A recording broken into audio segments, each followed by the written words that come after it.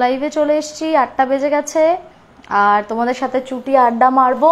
তো সবাই আস্তে আস্তে জয়েন করো, আমি লাইভে একটু ওয়েট করি, দেখি সবাই আস্তে আস্তে একটু জয়েন করবে, তারপরে আমি স্টার্ট করব। আজকে তোমাদের জন্য ভয়ানক ভয়ানক বেশ কিছু গল্প নিয়ে হাজির হয়েছি। প্রথমেই আজকে দুটো ব্ল্যাক ম্যাজিকের গল্প বলবো, একটা ফেসবুকে শেয়ার করব, একটা ইউটিউবে শেয়ার করব, এবং দুটোই খুব মারাত্মক ব্ল্যাক ম্যাজিকের স্টোরি।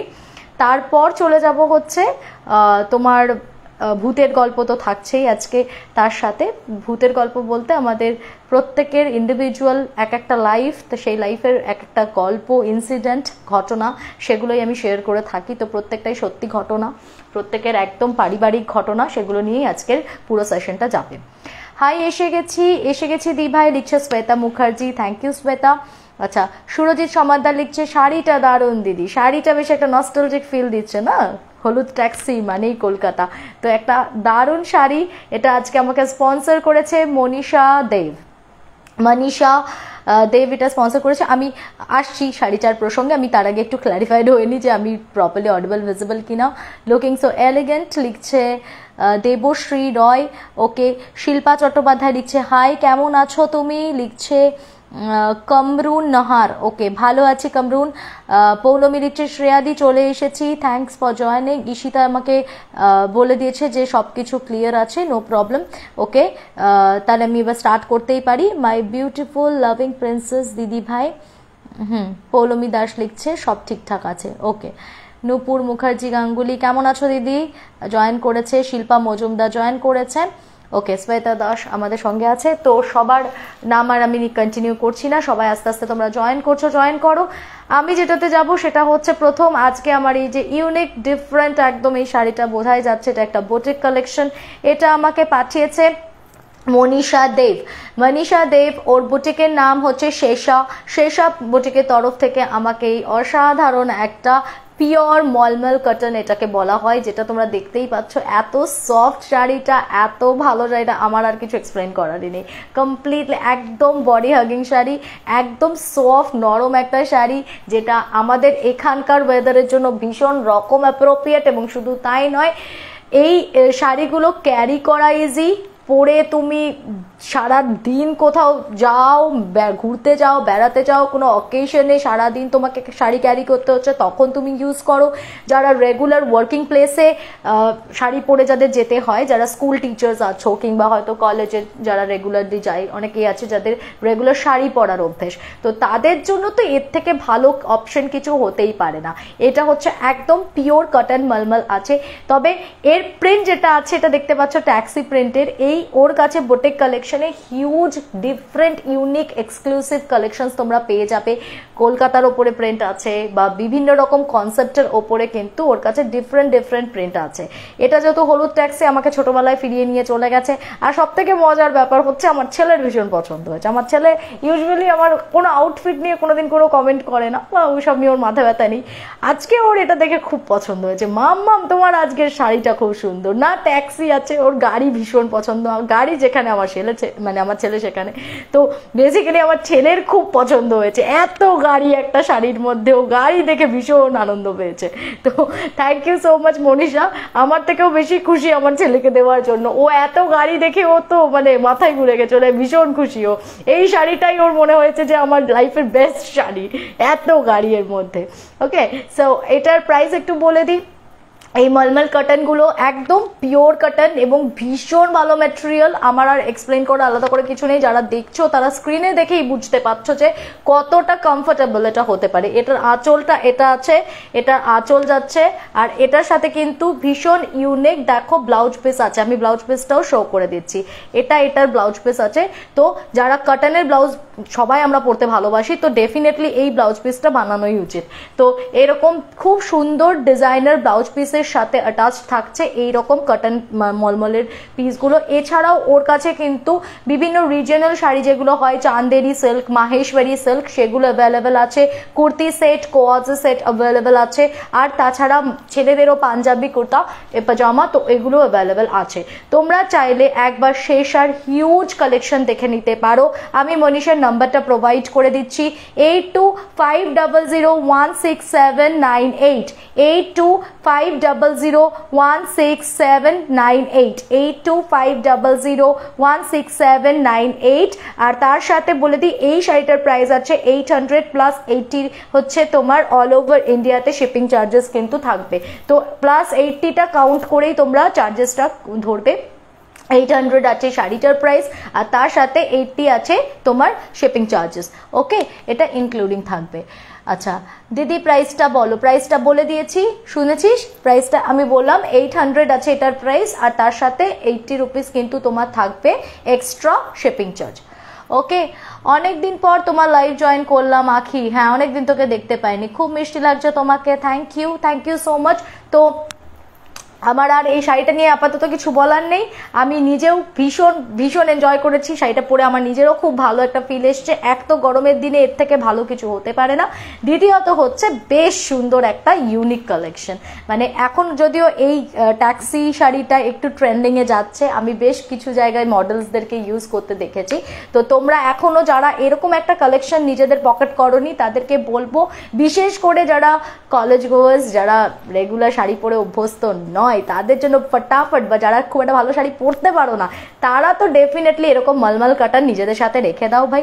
না কুচি করার কোনো ঝামেলা, না পরার কোনো ঝামেলা, 2 মিনিটে পরা হয়ে যায়। ভীষণ আরামদায়ক একটা শাড়ি, যারা হেভি শাড়ি ক্যারি করতে পারো না তাদের জন্য একদম একটা পারফেক্ট চয়েস হবে। ওকে, আচ্ছা আজ ব্ল্যাক ম্যাজিকের গল্প বলবো। শ্রেয়সী রয় লিখছে, বেশ চলো তাহলে আজকে একটা ব্ল্যাক ম্যাজিকেরই গল্প দিয়ে শুরু করব। আজকে দুটো ভয়ঙ্কর ব্ল্যাক ম্যাজিকের গল্প আমার স্টকে রয়েছে, তার মধ্যে পম্পি একটা পাঠিয়েছে, তো পম্পি স্টোরিটা দিয়ে আমি স্টার্ট করছি। পম্পি চক্রবর্তী, আর তাছাড়া আরেকটা ওই যে বলছিলাম যে আমার এক নিজের একদম মানে পারিবারিক কানেকশন বলতে পারো, একজন আন্টি আছেন, তো তার সাথে তার পরিবারের সাথে একটা ভয়ঙ্কর ইনসিডেন্ট রিসেন্ট পাস্টে ঘটেছে। তার মেয়ের জাস্ট বিয়ে ঠিক হচ্ছিল একটা জায়গাতে, তো তারই মানে এই যে অন্তিম পরিণতি হতে পারে এত ভয়ঙ্কর, সেটা কল্পনাতীত ছিল। তো সেই ব্ল্যাক ম্যাজিকের ঘটনাটা আমি ইউটিউব চ্যানেলে বলবো। আর পম্পির ইনসিডেন্টটাও বেশ লেন্দি এবং এটাও খুবই ভয়ানক। মানে একটা মানুষ বলবো কেন, মানে কিছু মানুষ, কিছু মুষ্টিমেয় মানুষ, তারা শুধুমাত্র সম্পত্তি, টাকা পয়সা এই সকলের প্রলোভনে মানে কি করে এতটা হিংস্র হতে পারে, এতটা নির্মমতা হতে পারে মানুষের মধ্যে। তো আমরা এই ধরনের মানে একদম প্রত্যক্ষ করা ঘটনাগুলো যেগুলো ঘটেছে, ইনসিডেন্টস নট গল্প, তো সেগুলো থেকে আমরা মানে ধারণা করতে পারি এবং নিজেরা কিছুটা সতর্ক হতে পারি। এর বাইরে তো আমরা কিছু করতে পারবো না, তবে আমরা কিছুটা সতর্কতা অবলম্বন করতে পারি। আচ্ছা, পম্পি চক্রবর্তীকে কেউ বোধহয় তোমার ট্যাগ করেছে, ভালো করেছো। আমি ওকে ইনফর্ম তো করে দিয়েছিলাম যে আজকে আমি ওর স্টোরিটা বলবো, তো আই উইশ যেন ও আমাদেরকে জয়েন করে নেয়, তাহলে ও ওর স্টোরিটা এনজয়ও করতে পারবে লাইভ। ওকে, নাহলে ও রেকর্ডিংটা শুনে নেবে। কালকে সকালে এমনিতেও ইউটিউবে সত্যি ভূতের গল্প চ্যানেলে এই ভিডিওটা যাবে, আপলোড হয়ে যাবে। ওকে, আমি তাহলে এবার আর কোনো কথা না বাড়িয়ে স্ট্রেইট চলে যাচ্ছি ব্ল্যাক ম্যাজিকের সেই ভয়ঙ্কর ইনসিডেন্টটাতে। পম্পিদের আমি ইয়ারগুলো মেনশন করব না, শুধু আমি একটু ব্যাকগ্রাউন্ডটা বলে নিই যে পম্পির দাদুর বিরাট মানে অবস্থা ছিল, মানে তার আর্থিক অবস্থা ভীষণ ভালো ছিল এবং তার বড় একটা তোমার ওই সায়েন্টিফিক ফটোগ্রাফি স্টুডিও ছিল, মেডিসিন হাউস ছিল। তো সবকিছু মিলিয়ে বড় বড় যত নামজাদা ডক্টর ছিল তাদের সকলের সাথে ওঠা বসা ওনার, মানে উনি যেমন ওনার প্রতাপ ছিল তেমন আবার তার ফাইন্যান্সিয়াল স্টেটও ভীষণ ভালো ছিল। তো ওনার 3 ছেলে, ওর জেঠু পম্পির বাবা হচ্ছে মেজো কাকু, আর আরেকজন ছিলেন হচ্ছে ছোট কাকু। তো 3 জনেই একটা খুব ভালো জিনিস যেটা আমার লেগেছে, যে একটা হয় না যে দাদুর পরে মানে হয় জেঠুরা যে যার নিজের মতো বিজনেস সেপারেট করে নিয়েছে বা কিছু, কিন্তু দাদুর 3 ছেলেই তাদের মধ্যে এতটাই ইউনিটি ছিল, তারা কোনোদিন একবারের জন্য এটা ভাবেনি যে আমাদেরকে বিজনেস সেপারেশনে যেতে হবে বা আমাদের সবকিছু আলাদা করে নিতে হবে। তারা কিন্তু সবসময়তেই একসাথে থেকেছে এবং একসাথেই বিজনেস রান করেছে। তাদের মধ্যে যে ছোট ভাই ছিল উনি একটু মেন্টালি ডিসেবলড ছিলেন, মানে ওনার একটু সাইকোলজিক্যাল ইস্যুস ছিল, কিন্তু তবুও তাকে কোনোদিন জেঠু বা মেজো এই পম্পির বাবা এই কাকুরা হেও করেনি বা তাকে কোনোদিন তার পার্টিসিপেশন নিয়েও কোনো প্রশ্ন তোলেনি। সে বাড়ির একটা অংশ, তারা আগে থেকেই জানতো যে তার পক্ষে তার নিজস্ব পরিবার তৈরি করাটা নট পসিবল, কারণ তার মেন্টাল হেলথ ঠিক নেই। কিন্তু সে যতটুকু পারতো তাদেরকে সাপোর্ট করতো, দোকানে এসে মাঝে মাঝে বসতো, বাকি জেঠু আর কাকুই পুরো দোকান, তাদের পুরো ওই স্টুডিওর বিজনেস সমস্ত কিছু হ্যান্ডেল করতেন। তো এইভাবে বেশ সুন্দর ওদের দিন চলছিল, আর্থিক কোনো অনটন নেই। এবং ওদের ঠাকুমা বহুদিন বেঁচে ছিলেন, দাদু অনেকদিন আগে মারা যাওয়ার পরেও ঠাকুমা বহুদিন ছিলেন। তো ঠাম্মার একজন মানে মৌলবীর দুয়ার ধরা ছিল, মানে উনি ওই পীর বাবাকে এতটাই বিশ্বাস করতেন, ছোট থেকে ছোট কোনো ডিসিশন মেক করার আগে উনি ওই পীর বাবার সাথে কনসাল্ট করতেন, পীর বাবার পারমিশন নিয়ে তারপরেই কিন্তু ওনারা যে কোনো কাজে প্রসিড করতেন। তো যার জন্য বলতে নেই ওদের বাড়িতে কোনোদিনই না সেরকম কোনো মারাত্মক ক্রাইসিস আসেওনি। এমনও কোনোদিন হয়নি যে ভীষণ মানে যা যা ডিসিশন নিয়েছে, কোনো একটা নতুন বিজনেস ওপেনিং করবে কি করবে না, বা বিয়ের ক্ষেত্রে এই মেয়েটির সাথে বিয়েতে এগোবে না এগোবে না, প্রত্যেকটা ক্ষেত্রে পীর বাবার দুয়ার ধরে ঠাকুমা একদম সঠিক সঠিক ডিসিশন নিয়েছিলেন। এবং যার জন্য ওদের বাড়িতে এত বছরে কিন্তু কোনোদিন কোনো প্রবলেম আসেনি। মেন সমস্যাটা শুরু কখন হলো না, আস্তে আস্তে দেখো সবাই যখন প্রত্যেকে ভালো রোজগার করছে, তো সবার একটা কোথাও গিয়ে মনে হয় যে এবার নিজেরাও কিছু একটু করি, আলাদা হব না, এক্ষুনি আলাদা হয়ে যে সব কিছু সেপারেট করে নিচ্ছি, নট লাইক দ্যাট, কিন্তু একটু নিজেদের জন্য কিছু গোছাই। তো পম্পির বাবা তখন ওই কাকু ডিসাইড করেন যে উনি একটা নিজে সেপারেটলি বাড়ি করবেন, থাকুন না থাকুন হয়তো একসাথেই থাকবেন জেঠু কাকুদের সাথে, কিন্তু একটা বাড়ি আলাদা করে করে রাখবে, সেটা ভবিষ্যতে মানে পম্পির অ্যাসেটস এর জন্য করে রাখবেন। ঠিক আছে, ফাইন। তো উনি তখন একটা ক্লাবের একটা জমি ছিল, মানে ক্লাবে ওইখানে কালী পুজো টুজো করা হতো, তো ওই জমিটা বহুদিন ধরে পড়েছিল, তো ওই ভালো ওনার ওই জমিটা খুব পছন্দ ছিল, উনি ওটা কিনে ওটার ওপরে বেশ অনেকটাই ইনভেস্ট করে বাড়ি করলেন। কিন্তু যেদিনকে ওনাদের ভিত পুজো হচ্ছিল ওই জমিতে, সেদিনকে পুরোহিত মশাই একটা কথা বলেছিলেন যে মানে যে জমিতে কালী পুজো হয়, বিশেষ করে ওইখানে যে কালী পুজোটা হতো সেখানে কিন্তু বহু বছর পর্যন্ত বলি প্রথাও প্রচলিত ছিল। তো যে জমিতে নাকি কালী পুজো হয়, বলি হতো, সেই জমিটা ঠিক বাড়ি করার জন্য উপযুক্ত নয়। কিন্তু কাকু অতটা এই বিষয়গুলোতে গুরুত্ব দিতেন না, তো উনি বাড়ি করে নিয়েছিলেন। ভিত যেদিনকে বাড়ির গাঁথা হচ্ছিল, তো সেদিনকে ভিত পুজোর দিন ওদের বাড়ির একটি কুকুর ছিল রকি ভীষণভাবে অসুস্থ হয়ে পড়ে, এবং ওরা ওই বাড়ি উঠে মানে যখন গৃহপ্রবেশ করলো, গৃহপ্রবেশ করে ওই বাড়িতে যেদিনকে ওরা ঢুকলো সেদিনকে থেকে কাউন্ট করলে 1.5 মাস, মানে ওই বাড়িতে রকি বাড়ি ওঠা পর্যন্ত তাও একরকম ছিল, তারপর যেদিন ওরা গৃহপ্রবেশ করে বাড়িতে ঢুকলো, মানে অসুস্থ হলো যেদিনকে ভিত পুজো হয়েছে সেদিন থেকেই, তারপরে অনেক দিনও অসুস্থ ছিল। বাড়ি উঠে যাওয়ার পর বাড়ির গৃহপ্রবেশের ঠিক 1.5 মাসের মাথায় রকি কিন্তু খুব অদ্ভুতভাবে মারা যায়, মানে ডিজিজড হয়েই মারা যায়, অন্যরকম কোনো কিছু বলবো না, কিন্তু মানে ও এরকম হঠাৎ করে এতটা ওর অসুস্থতা কেনই বা হলো, বা ডাক্তারও কিছু করতে পারলো না, ওরা বড় বড় ভেজ দেখিয়েছিল কিন্তু কেউ কিছু করতে পারেনি, রকি কিন্তু মারা যায়। যাই হোক, তো এই বিষয়টাকে ওরা ইনিশিয়ালি কেউ অতটা গুরুত্ব দেয়নি। ঠিক আছে, বেশ। তো এবার ওখানে ওরা থাকতে শুরু করেছে, ওই মানে কাকুর ফ্যামিলি কিন্তু ওখানে থাকছিল, মানে পম্পির মা বাবা কাকু কাকিমা আর পম্পি ওখানে থাকছিল। আবার ওই যে ওদের পৈতৃক বাড়ি, ঠাকুমাকেও মাঝে মাঝে নিয়ে বাড়িতেই রাখতো, আবার ওই বাড়িতেও থাকতো, জেঠুরা কাকুদা ওরাও থাকতো ওখানে, তো ওদের সাথেও মাঝে মাঝে থাকতো। তো এইভাবে দুটো বাড়ি ব্যালেন্স করে ওনারা চলছিলেন। ইতিমধ্যে দেখা গেল যে কাকুর সাথে এই বাড়িতে আসার পর কাকিমার আস্তে আস্তে যেটা একটা অত্যন্ত শান্তিপূর্ণ বৈবাহিক রিলেশন ছিল, মানে পম্পি বলছে আমার ছোটবেলাটা আমি যখন দেখেছি মা বাবার মধ্যে যে রিলেশনশিপটা, যে বন্ডিংটা আমি দেখেছি শ্রেয়াদি, যে দুজনে দুজনকে ছেড়ে থাকতে পারে না, প্রত্যেকটা উইকেন্ডে মেয়ে নিয়ে বউ নিয়ে উনি ঘুরতে যাবেনি, মানে সবাই বলতো যে বাবা তোর এত কিসের মেয়ে বউ নিয়ে আদিক্ষেতা, তো প্রত্যেকটা উইকেন্ডে ওরা একসাথে ঘুরতে যাবে, বেড়াতে যাবে। আচ্ছা, মেয়ে বউ ছাড়া উনি কিছু বুঝতেই চাইতেন না, কেউ কোনো কথা বললে কোনো গুরুত্ব নেই, আগে বউয়ের পারমিশন নিয়ে তারপরে কোনো কাজ করবে। তো যেখানে এই রকম তার মানে বিহেভিয়ারটা ছিল কাকিমার প্রতি, সেখানে আস্তে আস্তে উনি অত্যন্ত রুড হতে শুরু করলেন, এবং উনি মানে এমন পর্যায়ে চলে গেল যে কাকিমার সাথে হাতাহাতি মারামারি পর্যন্ত, রক্তারক্তি পর্যন্ত বিষয়টা গড়িয়ে যায়। তো কাকিমা প্রচন্ড টেন্সড হয়ে পড়লেন, ঠাকুমাকে এই কথাগুলো শেয়ার করা হলো, ঠাকুমা একটু ঠাকুরবাড়ি করতেন, তো উনি একটু যান।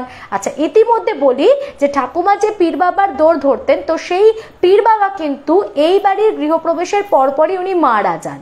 তো যার জন্য মানে যেটা ওদের একটা বিশ্বাস বা আশ্বাসের জায়গা ছিল না যে কিছু একটা হলে আগে ওখান থেকে একটা পারমিশন নেওয়াতে, তো ওই যে পীর বাবা উনিও কিন্তু বলেছিলেন যে এই জমিটাতে যেহেতু কালী পুজো এবং বলি হতো, তো এটা কিন্তু খুব একটা বাড়ি করে বসবাসযোগ্য মানে একটা এটা অনুপযুক্ত সেটার জন্য, কিন্তু ওনারা সে কথাটা মানে কাকু একেবারেই গুরুত্ব দেননি।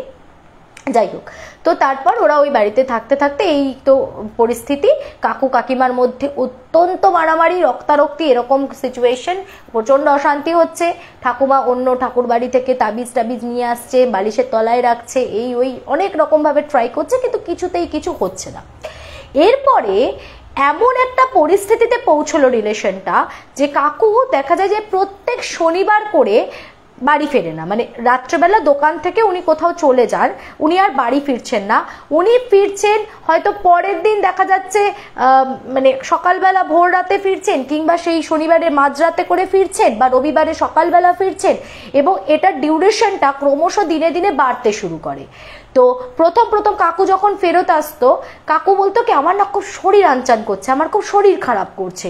তো কাকিমা বলছে তুমি কোথায় ছিলে, তুমি কি করছিলে, তুমি কোথায় গেছিলে? কিন্তু কোনো সদুত্তর উনি দিচ্ছেন না, উনি খালি বলতেন যে আমার খুব শরীর খারাপ লাগছে, আমার খুব শরীর খারাপ লাগছে। কাকিমা তাকে যতটা পারতেন একটু সুস্থির করার চেষ্টা করতেন, আবার কিছুক্ষণ পর একটু ঘুমিয়ে টুমিয়ে উঠে উনি সুস্থ বোধ করতেন, এবং তারপরে উনি আর কোনো কথা বলতেন না। তো এই ডিউরেশনটা আস্তে আস্তে বাড়তে থাকে। উনি শনিবার রাত্রেবেলা কোথাও একটা চলে যাচ্ছেন, এবং একদিন অত্যন্ত বাজেভাবে মানে মদ্যপ অবস্থাতে উনি একদম মানে একটা গেঞ্জি পরে বেল্টটাও খোলা, মানে একদম অপ্রস্তুত অবস্থাতে উনি একবার বাড়ি ফিরলেন। এবং সেদিনকে যখন কাকিমা ওনাকে একটু জোর গলায় প্রশ্ন করে যে তুমি কোথায় গেছিলে, তুমি কি করছিলে, মানে উনি এতটাই ভায়োলেন্ট হয়ে গেছিলেন যে উনি রীতিমতো কাকিমাকে তেড়ে গলা টিপে মারতে চলে এসেছেন। তো এইভাবে তো জিনিসটা ওয়ার্ক করছে না, বারবার প্রশ্ন করলে উনি কোনো সদুত্তরও দিচ্ছেন না, ওরা বুঝতেও পারছে না কোথায় যায়। ইতিমধ্যে এদিক ওদিক থেকে একটা রিউমার শোনা যাচ্ছে যে ওই মানে পাড়াটা যেখানে ওরা আছে তার থেকে কিছুটা ডিস্টেন্সে একজন ভদ্র মহিলা, যার কিনা বাচ্চা আছে এবং তার হাজবেন্ডও আছে, কিন্তু সে বাইরে কর্মরত, তো তার সাথে মাঝে মাঝে নাকি কাকুকে দেখা যাচ্ছে। মানে তার সাথে মাঝে মাঝে কাকু নাকি উইকেন্ডে ওই স্যাটারডেতে হঠাৎ করে দোকানেও যাচ্ছে না, কোথাও যাচ্ছে না, কোথায় না কেউ একটা নাকি দেখেছে যে কাকু সেই বউটাকে আর তার বাচ্চাটাকে নিয়ে ঘুরতে বেরিয়েছে, বা হয়তো কাছাকাছি কোথাও তাদেরকে নিয়ে গেছে। তো এগুলো যখন কানে আসছে, কাকিমা রীতিমতো সেটার প্রোটেস্ট করার চেষ্টা করছে। পম্পি তখন অনেকটাই ছোট, পম্পি কিছু রিয়াক্ট করতে পারছে না, কিন্তু তবু যথেষ্ট যেটুকুনি ওর পক্ষে বলার প্রোটেস্ট করারও করছে। কিন্তু কাকু তাতে আরও খেপে যাচ্ছে এবং তাদের কোনো কথাই শুনবে না, এবং বারবার উনার একটা বক্তব্য যে আমি এমন কিছু খারাপ কাজ করছি না, ওদেরকে নিয়ে ওরা খুব কষ্টে আছে, তাই আমি একটুখানি ওদেরকে জাস্ট সাপোর্ট করছি, মেন্টাল সাপোর্ট করছি, নট মোর দেন দ্যাট, মানে এরকম একটা হাবভাব ওনার। এবং সেটা নিয়ে বেশি রিয়াক্ট করতে গেলেই তাকে মার ধর, ওই যে বললাম একদম রক্তারক্তি, বাড়ি থেকে বের করে দেওয়া, এই পর্যায়ে বিষয়টা চলে যাচ্ছে, যার জন্য কাকিমাও খুব বেশি জোর দিয়ে কিছু বলতে পারছেন না। দিনের পর দিন ধরে এরকম চলছে, কানাঘুষো আসছে যে ওই মহিলার সাথে ওনাকে বেশ অনেকটাই ইন্টিমেটেড বোঝা যাচ্ছে, কিন্তু কে এই মহিলা বা হঠাৎ করে কি করে এদের সাথে এত ক্লোজ হলো। তো একদিন কাকিমা জেঠুর সাথে কথা বললেন যে আপনি বলতে পারবেন দাদা যে এই মহিলাটি কে এবং তার সাথে কি করে হঠাৎ করে ও এতটা ক্লোজ হয়ে পড়লো।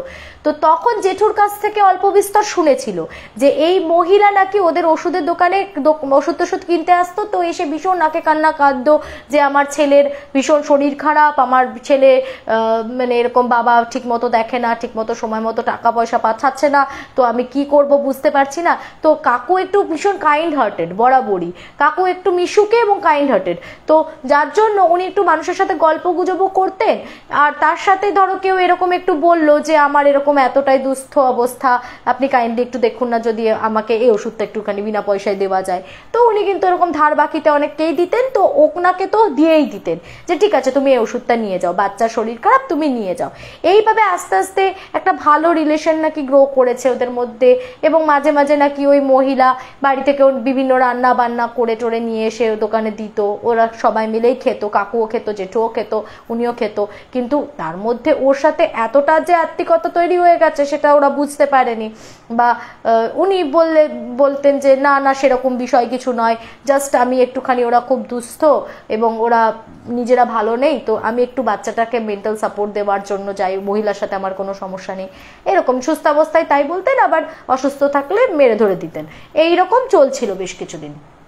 এরপর যে প্রবলেমটা স্টার্ট হলো, হঠাৎ করে মানে দেখা যাচ্ছে যে ওই ধরা পড়ে না যেরকম মাঝে মাঝে, ওই রকম কাকু মানে পম্পির বাবা উনারই ফার্স্ট স্টার্ট হয়।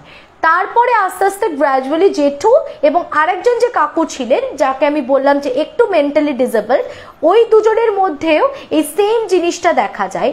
মানে তিনজনেরই না হঠাৎ হঠাৎ করে হাত পাটা খুব অদ্ভুতভাবে বেঁকে যেত, আর বেঁকে গিয়ে না এরকম মুখটাকে বেঁকিয়ে এরমভাবে একটা আওয়াজ করতো।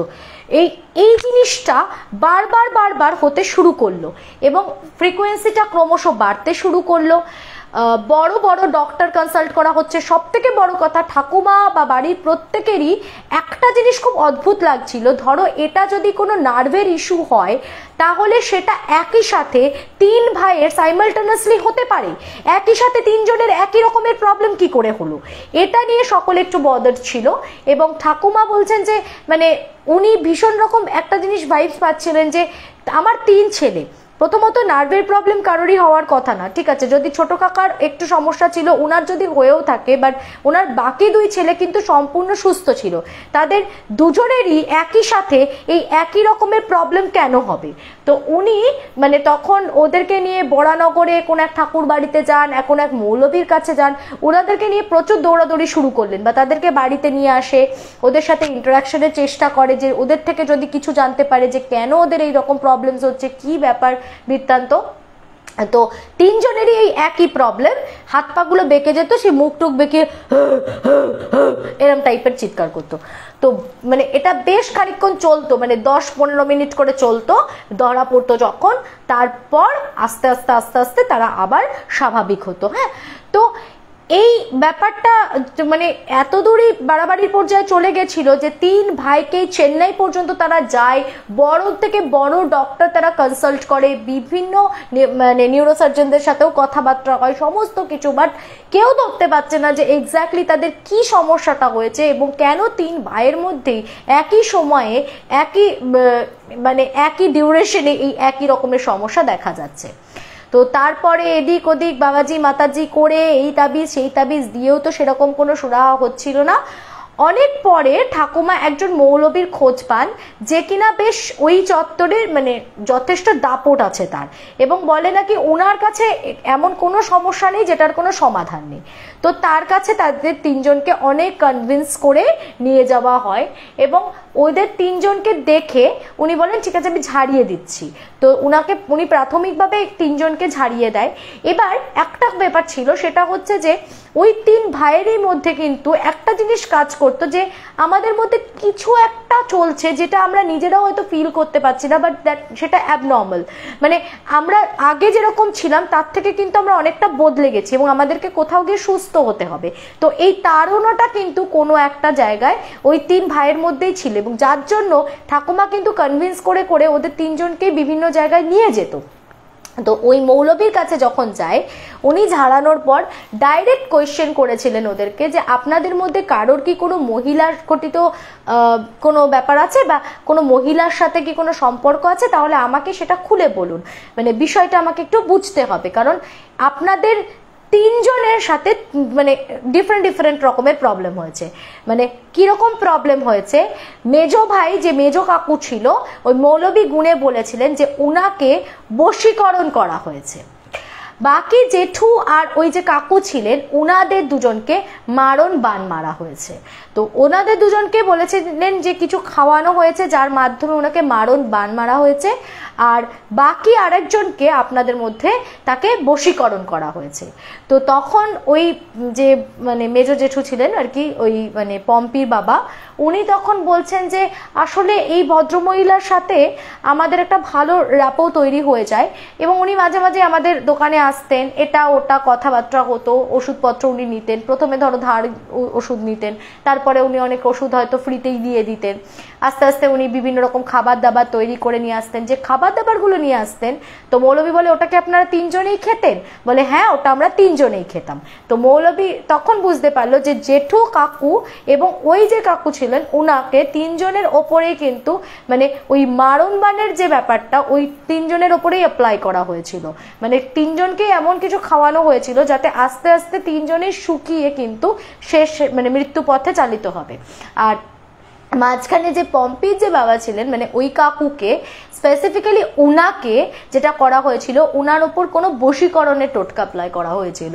উনি বলছেন যে আপনি ওদের বাড়িতে যেতেন না, তো তখন বলছে যে হ্যাঁ। এবার ও তখন কাকু আস্তে আস্তে কিছু জিনিস কনফেস করে। সেটা হচ্ছে যে উনি বলছেন যে মাঝে মাঝে আমাকে বলতো যে আপনিও আসবেন আমাদের বাড়িতে, তো আমাকে একদিন পরিচয় করিয়ে দেয় যে ওদের বাড়িটা কোথায় আছে কি বৃত্তান্ত। আমি তারপরে একদিন ওদের বাড়ি গেছি। তো উনি তারপর বলছেন যে আমাকে এক কাপ চা দিয়েছিল, হ্যাঁ, মানে সেই চাটা খাওয়ার পরে না আমি ঘুমিয়ে পড়েছিলাম। আমার যখন ঘুম ভাঙে তখন মাঝরাতে আমি ঘুম থেকে উঠেছি।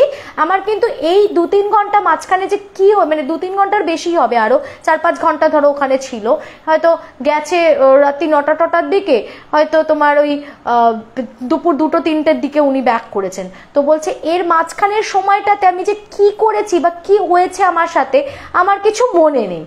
তো তারপরে তখন মানে স্বাভাবিকভাবেই ঠাকুমা বলছেন যে এরকম ও যখন ফেরে অনেক সময় ওকে মনে হয় যে ভীষণ নেশাগ্রস্ত, বা অনেক সময় ওকে খুব বিধ্বস্ত ভাবে পাওয়া যায়, ওকে খুব মানে অসংযত অবস্থাতে পাওয়া যায়। তো এটার কি কারণ? তো তখন ওই ভদ্রলোক বলছেন যে আপনি তো একটা খুব বাজে রকম ভাবে ট্র্যাপড হয়েছেন, মানে আপনার ওপরে যে বশীকরণ প্রয়োগ করা হয়েছে সেটা আপনাকে ব্যবহার করে এমন কোনো একটা অশালীন কিছু করা হচ্ছে যাতে আপনাকে পরবর্তীতে ফাঁসানো যায় এবং ফাঁসিয়ে আপনার সম্পত্তির অধিকার দাবি করা যায়। এবং মানে যেদিন এই মৌলবীর সাথে এই কনভারসেশনটা হলো, উনি মোটামুটি ব্যাকগ্রাউন্ডটা কি হতে পারে সেটা ক্লিয়ার করে দিয়েছিলেন। উনি পরিষ্কার বলেছিলেন যে ওই ভদ্রমহিলা মানে যে ভদ্রমহিলার বাড়িতে আপনি যাচ্ছেন, উনি মানে কাকু ওই জন্যই বলছে যে আমি ওরকম শনিবার করে যখন যেতাম আমাকে উনি প্রত্যেক মানে ফ্রাইডে আসতেন, এমনি বলতেন যে আপনি আসবেন না কালকে। তো কাকুরও একটা তার প্রতি কোথাও আন্তরিকতা তৈরি হয়েছে, তার প্রতি একটা টান তৈরি হয়েছিল। ওই খাবারগুলো খাওয়ার পরেই কিন্তু তার এই টানটা তৈরি হয়েছে, ঠিক আছে? এই টানটাও কিন্তু অটোমেটিক্যালি আসেনি। ওই মানে ওই টুকটাক আসতো, এটা খাওয়াতো সেটা খাওয়াতো, করতে করতে হঠাৎ করে না কাকু খুব কনভিন্সড হয়ে যায়। মানে ওই মহিলা বলতে আমার বাড়ি যাবেন, কাকুও চললো ওনার বাড়িতে, এরম একটা ব্যাপার।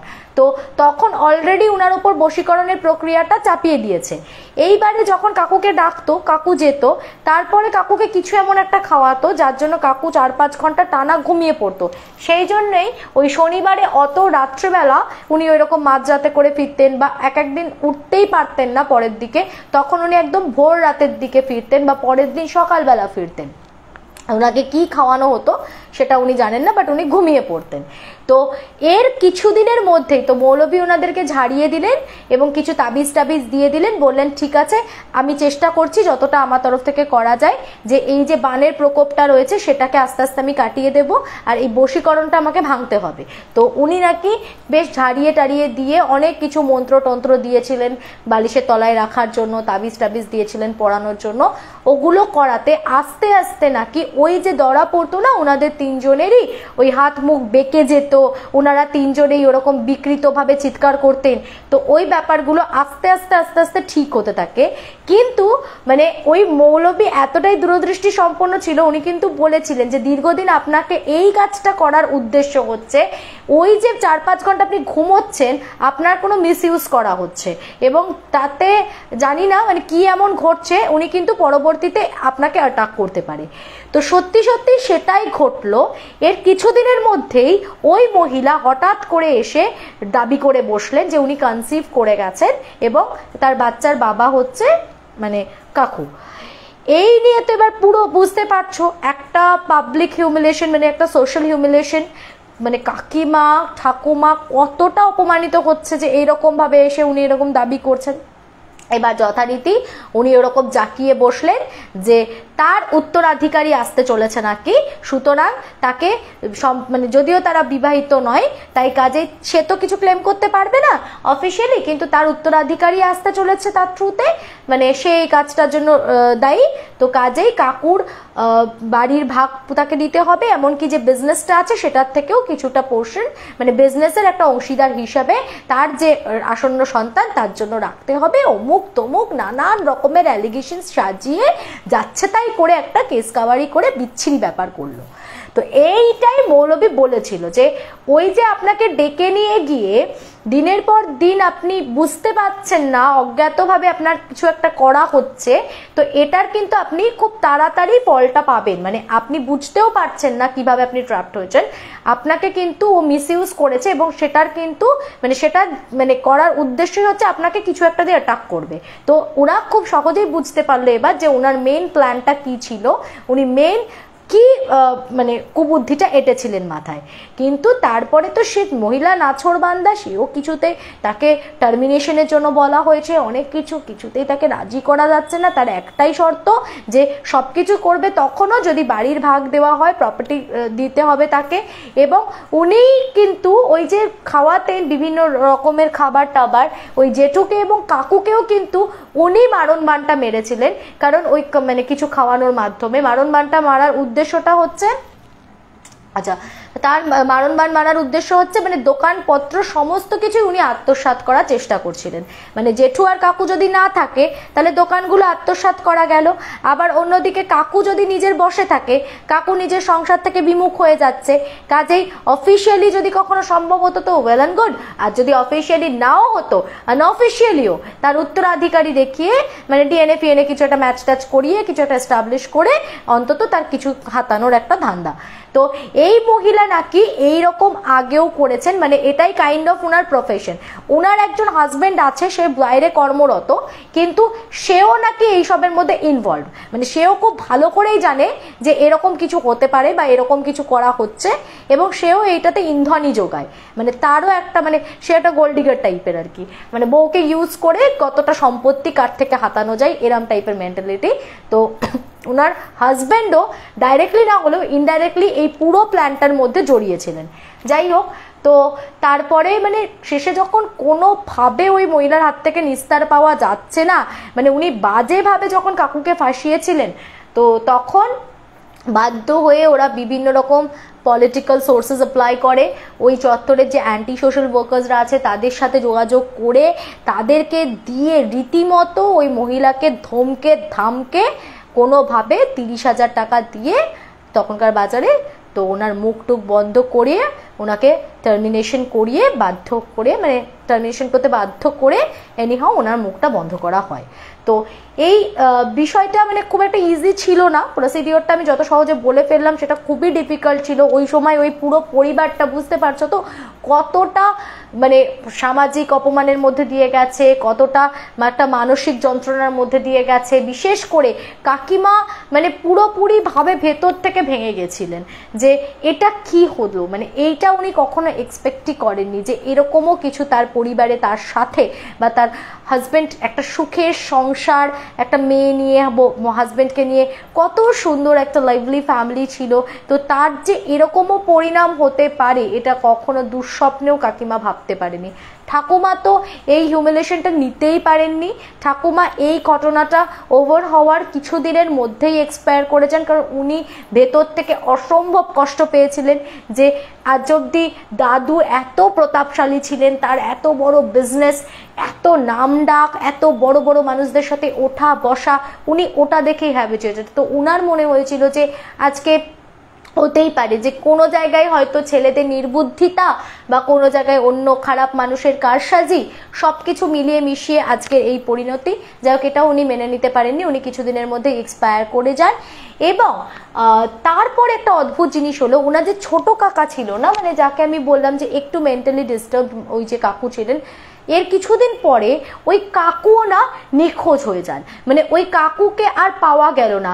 যেহেতু এনারা দুজন তো এমনি সুস্থ ছিলেন, জেঠু আর মানে এই কাকু, তো এনারা দুজন ওই যে মারণ বানের ধাক্কা বা ওই যে বশীকরণ এগুলো করলে না একটা শারীরিক ধকল, শরীরেরও ক্ষতি হয়, তো হয়তো শরীর বা মাথা নষ্ট হয়। সব থেকে বড় কথা, একজন মানুষ এই যে বশীকরণ প্রক্রিয়া, এটা কত মারাত্মক চিন্তা করতে পারবে না। এর কনসিকুয়েন্স যে করছে সে না বুঝে হয়তো কারোকে করে দিচ্ছে, কিন্তু যাকে করছে না, হয়তো কেউ ভাবছে যে আমি আমার বরকে নিজের কন্ট্রোলে রাখবো, চলো তোর উপর বশীকরণ করি, হ্যাঁ, বা শাশুড়ি ভাবছে আমি নিজের ছেলেকে কন্ট্রোলে রাখবো, চলো বশীকরণ করি। আলটিমেটলি কিন্তু সে নিজের কাছের বা ভালোবাসার মানুষটাকেই ক্ষতিটা করছে, কারণ এর অন্তিম পরিণতি খুবই খারাপ, পুরো মানুষটাকে মেন্টালি মানে উইক করে দেয়। তো সেই কারণে হতে পারে যে যেহেতু উনি এমনিতেই আগে মানে প্রকৃতিগতভাবেই উনি তো ছিলেন একটুখানি মানে ভারসাম্যহীন, তো উনি পুরোপুরিভাবেই হয়তো ওনার মেন্টাল ব্যালেন্সটা নষ্ট হয়ে গেছিল এবং উনি বাড়ি ছেড়ে কোথাও চলে যান এবং তারপরে নিখোঁজ হয়ে যান। ওনাকে প্রচুর খোঁজাখুঁজি চেষ্টা করা হয়েছে, কিন্তু আজ অব্দিও ওনার আর কোনো ট্রেস পাওয়া যায়নি, উনিকে আর খুঁজে পাওয়া যায়নি। বাট জেঠু আর কাকু এখন অ্যাপারেন্টলি অনেকটা বেটার আছেন, কিন্তু বেটার থাকলে কি হবে, এন্ড অফ দ্য ডে তো মানে তারপরে কাকিমার এখন অসম্ভব শরীর খারাপ, কাকিমা নিজে পুরো ভেতর থেকে ভেঙে গেছেন, তার নানান রকমের শারীরিক অসুস্থতা, শারীরিক রোগ ভোগ তাকে ঘিরে ধরেছে। তো যা হয় মানে একটা সুখের সংসার, একটা সুন্দর সংসার, সেটা সামান্য একজন মানুষের প্রলোভন, তার নির্মমতা, মানে তার এই হিংসাপরায়ণতা কিভাবে দেখো তছনছ করে ভেঙে চুরে দিয়ে বেরিয়ে গেল, মানে যেটা কখনো তারা ভাবতেই পারেনি। কত স্বপ্ন ছিল, কত সুন্দরভাবে হয়তো জীবনটা তাদের চলতে পারত। সেই যে বিজনেসটা একবার পড়ে গেল, ওরা এত দেনার দায়ে ডুবে গেছিল সেই সময়, এই ফেজটা যখন চলছিল বিজনেসটা পুরোপুরিভাবে পড়ে যায়, সেটা কিন্তু আজও রিকভার্ড হয়নি। তো এই যে লসটা, এটা কিন্তু আর কোনোভাবেই রিপেয়ার করা গেল না, আর ভবিষ্যতেও কখনো যাবে না। যেটা গেল সেটা চলেই গেল।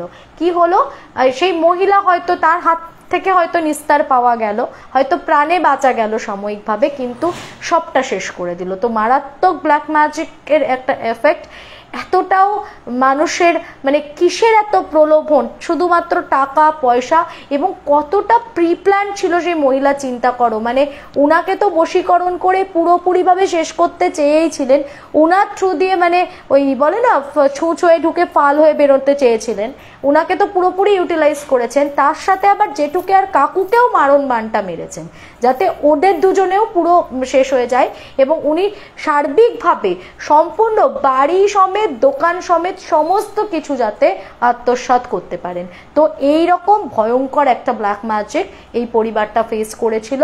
তো মারাত্মক একটা ঘটনা। এখন গড গ্রেস সবাই আগের থেকে অনেকটা ভালো আছে, এখন একটা স্টেবল সিচুয়েশন, স্টেবল কন্ডিশন চলছে।